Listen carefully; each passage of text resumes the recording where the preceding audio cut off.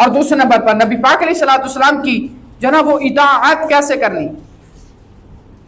یار آج ہمارے معاشرے کا جو ہے نا وہ ایک نظام جو ہے نا وہ بن چکا ہے.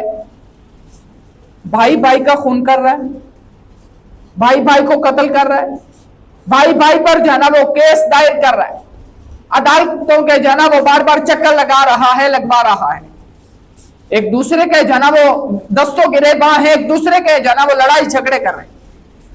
اس کی وجہ پتہ کیا ہے؟ ہم نے یار اللہ کے رسول کی اطاعت چھوڑ دی. حدیث کا مطالعہ کیجئے, حضور جانے جانا علیہ السلام ارشاد فرماتے ہیں, مسلم شریف کے حدیث نمبر ہے, نبی پاک علیہ السلام ارشاد فرماتے ہیں المؤمن للمؤمن کالبنیان یشد بعضہ بعضا, اور کما قال علیہ السلام, سرکار فرماتے ہیں ایک مومن دوسرے مومن کے لیے ایک دیوار کی طرح ہے.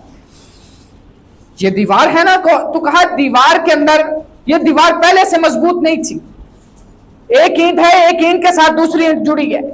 کہا جب وہ دو اینٹیں آپس کے اندر جڑی پھر اللہ تعالیٰ نے اس دیوار کو مضبوطی دی ہے, پھر اللہ نے اسے تقویت اور جو ہے نا وہ طاقت دی ہے, پھر جو ہے نا وہ یہ بہت بڑے آندھیوں طوفانوں کو جھیل جاتی ہے. سرکار فرماتے ہیں فرمایا المؤمن للمؤمن کالبنیان یشد بعضہ بعضا, کہا ایک مومن دوسرے مومن کے لیے دیوار کی طرح ہے. کہا اگر ایک مومن پر کوئی مصیبت آن پڑتی ہے تو کہا دوسرا مومن اس پہلے مومن کے لیے جو ہے نا وہ دیوار بن کے کھڑا ہو جاتا ہے.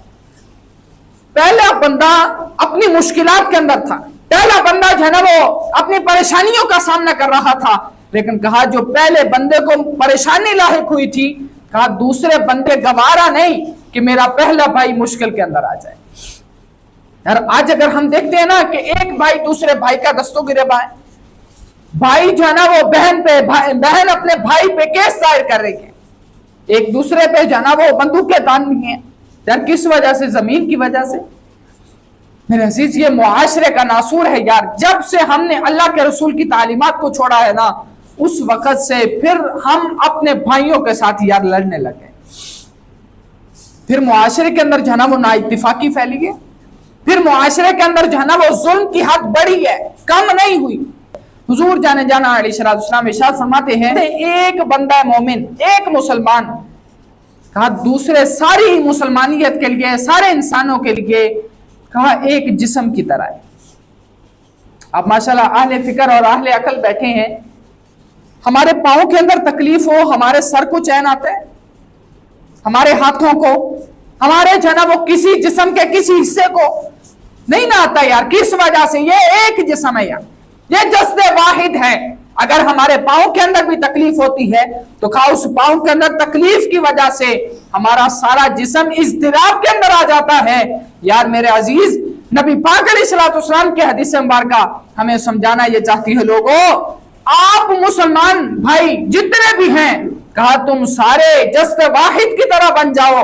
جب جسد واحد کی طرح بن جائیں گے تو کہا کسی کو بھی جرات نہیں ہوگی وہ تمہاری طرف آنکھ اٹھا کے دیکھے. میرے عزیز اپنے بھائیوں کا ساتھ دے یار, مسلمانوں کا ساتھ دے, کسی پہ تنقید چھوڑیں یار. اچھا کیا کسی پر ہم نے تنقید کی ہے یا نہیں کی, اس بارے میں قبر کے اندر ہم سے سوال ہوگا. قبر کے اندر 3 سوال ہوں گے, بخاری مسلم اور دیگر حدیث کی کتب کے اندر. من ربو کا, تیرا رب کون ہے, تیرا رب کون ہے یہ سوال ہے. تیرے بھائی کا رب کون ہے یہ نہیں ہے. تیرا رب کون ہے, ما دینو کا, تیرا دین کیا ہے. تیرے بھائی کے بارے میں سوال نہیں ہے. ما کنتا تقول فی حق ھذا الرجل.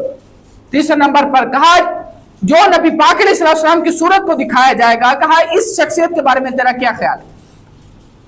اب بتائیے گا 3 سوال قبر کے اندر ہے. کسی کتاب کے اندر کوئی سوال نہیں ہے کہ شاید جو ہے نا وہ ہم سے سوال کیا جاتا ہو کہ بھائی آپ نے فلاں جو ہے نا وہ شخصیت پہ کمنٹ کیوں نہیں کیا, فلاں شخصیت پر آپ نے تنقید کیوں نہیں کی. کوئی سوال نہیں ہے یار. خدا را تنقید چھوڑیے. کسی پر اگر آپ ایک انگلی اٹھاتے ہیں, میرے سمیت اگر ہم کسی پہ ایک انگلی اٹھاتے ہیں یار کبھی سوچ کے دیکھنا ہماری طرف 3 بھی اٹھتی ہیں. ہم اپنے آپ کی یار اصلاح کریں, اپنے جو ہے نا وہ کردار کی, اپنے اخلاق کی اصلاح کریں. پھر ہوگا کیا, جب ہم اپنے کردار کی, اپنے اخلاق کی اصلاح کر لیں گے پھر اللہ تعالی ہمیں اپنے مسلمان بھائیوں کے لیے خیر کے لیے سبب عطا فرمائے گا. میرے عزیز نبی پاک علیہ السلام کی حدیث کا مطالعہ کریں تو ہم مسلمان جو ہے نا وہ جدا جدا نہیں ہیں.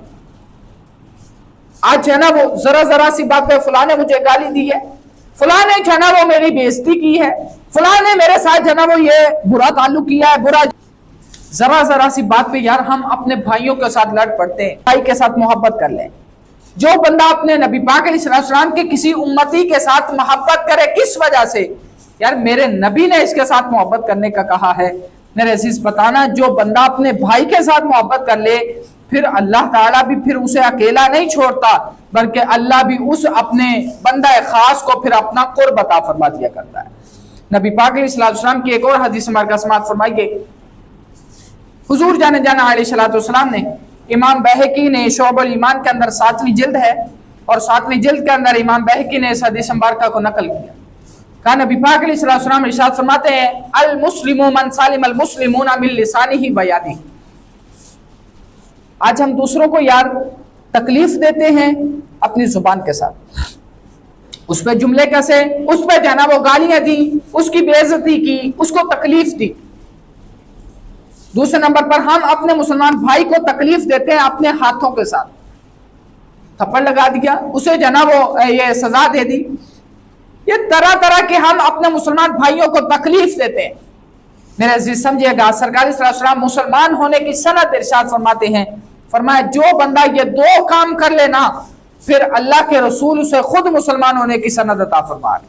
فرمایا من سالم المسلمون من لسانہ و یدہ، فرمایا جو بندہ اپنے مسلمان بھائی کو اپنی زبان اور اپنے ہاتھ کے نقصان سے بچا لے، فرمایا پھر اللہ تعالیٰ اسے جنت کے اندر اعلیٰ مقام عطا فرمائے گا۔ اور فرمایا مسلمان ہوتا ہی وہ ہے جو اپنے بھائی کو جو ہے نا وہ زبان اور ہاتھ کے نقصان سے بچائے۔ میرے عزیز سمجھیے گا، اگر ہم یہ 2 چیزوں کے پرہیز کر کے اگر ہم یار صحیح طور پر مسلمان بن سکتے ہیں نا، اگر ہم ان 2 چیزوں کا جو ہے نا وہ اصلاح کر کے، ان کے جو ہے نا وہ رکھوالی رکھ کے اگر ہم اپنے اعمال کی، اپنے کردار کی، اپنے اخلاق کی اصلاح کر سکتے ہیں، تو پھر اس کا مطلب ہمیں دیر نہیں کرنی چاہیے، بلکہ ہمیں اللہ کے رسول کے احکامات کی پیروی کرنی چاہیے۔ نبی پاک علیہ السلام کی احادیث جو ہے نا وہ ہمیں جسد واحد کی طرح کرنا چاہتی ہیں، ہمیں ایک جسم بنانا چاہتی ہیں۔ جب ایک جسم بن جائے گا پھر ہوگا کیا؟ چاہے وہ جو ہے نا وہ فلسطین کے اندر مسلمان ہے، چاہے چیچنیا کے اندر ہے، چاہے بوسنیا کے اندر ہے۔ یار آج ہم جو ہے نا وہ سوشل میڈیا پہ دیکھتے ہیں، وہاں پر ظلم و ستم ہو رہا ہے، وہاں پر جو ہے نا وہ بچے جو ہے نا وہ کٹے ہوئے پڑے، وہاں پر بچے جو ہے نا وہ زخمی پڑے ہیں، خون کے اندر لہو لہان ہے، لیکن ہمیں ذرا بھی تکلیف نہیں ہوتی۔ کس وجہ سے؟ یار شکر ہے خدا کا یہ ظلم ہم پہ تو نہیں ہو رہا۔ میرے سے سمجھیے گا، ایک جسم کے اندر ایک حصہ ہے، اگر اسے تکلیف ہو دوسرا حصہ آرام کے اندر نہیں آتا۔ مسلمان جسد واحد کی طرح ہے، اگر فلسطین کے اندر بھی مسلمان پہ ظلم و ستم ہو رہا ہے تو پھر ہمیں بھی اپنے ایمان اور اپنی غیرت کا اظہار کرنا چاہیے۔ کم از کم یار ہم کم از کم اپنے دل کے اندر ان کو برا تو کہہ سکتے ہیں کہ یار جو ان پر ظلم و ستم کرتے ہیں وہ غلط کرتے ہیں، وہ ہمارے مسلمان بھائی ہیں، یار ان کے ساتھ ہمدردی کا اظہار تو کر سکتے ہیں۔ لیکن ہم جو ہے نا وہ جو ہے نا پوسٹ بھی ہے نا وہ اوپر کر کے ہم کہتے ہیں یار شکر ہے خدا کا سیدھا بچے ہوئے۔